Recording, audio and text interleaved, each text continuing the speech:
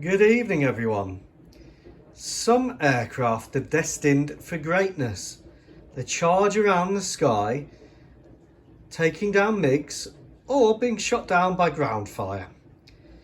Other aircraft fill vital roles which are not so glamorous but no less important, and these two firmly fit the latter category. Here we have on the left K for Kelly, a Seabat Sikorsky S-58 from 1957, and we have Dennis, D for Dennis, another Seabat from 1965. And one thing I want to talk about in this video is what I'm trying to achieve with my collection. I'll start with the models because that's why you're here probably. So this is the Italeri Seabat. I've had this sat in the loft for many years. I managed to get one of these excellent kits and they are really nice. Requires a tiny bit of putty but nothing major. Not on the Airfix scale certainly. And this is finished in the 1965 Plane Guard or Search and Rescue scheme. I've only just finished this model. I painted one of the blades yellow so that will stand out when it's spinning, give a good idea of the rotor diameter for anything that's circling above. And I've done it in the Madagascan What If Navy. Yes, I build What If. If you've only just realised that this is a What If channel, then the reason I do that is because I don't want to be political, and also if I start modelling real stuff and get decals or rivets in the wrong place, you get heavily criticised, so I don't want to go down that route. So here we go, Madagascan Navy Italeri Seabat from 1965. Kelly, on the other hand, represents an earlier model from 1957. That's the snapshot here. And this is the Altaya diecast model.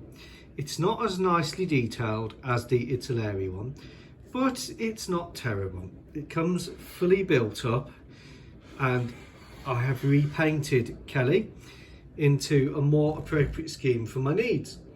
Sort of an Australian Navy scheme that they applied to the Wessexes. So this is as she would have been in frontline anti-submarine and general service in 1957.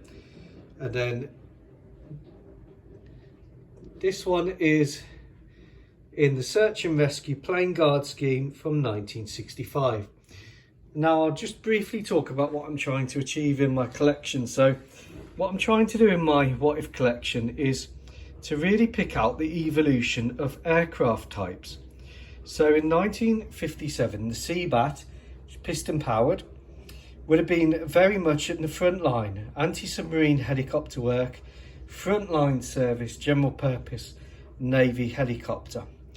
By 1965, its replacement would have been well in service, which is the Wessex HSS-1, which is a gas turbine helicopter, much better with much better equipment, payload capacity, reliability and performance. But if you just get rid of your assets, it's very wasteful.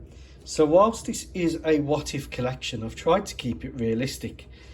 So the Seabats would then go on to the secondary roles, search and rescue, both on land and for civilian ships, and search and rescue for the military, plane guard on aircraft carriers and such like. Second line duties. 1975, the Wessexes would have been upgraded or would be carrying the radar at that point and the latest equipment.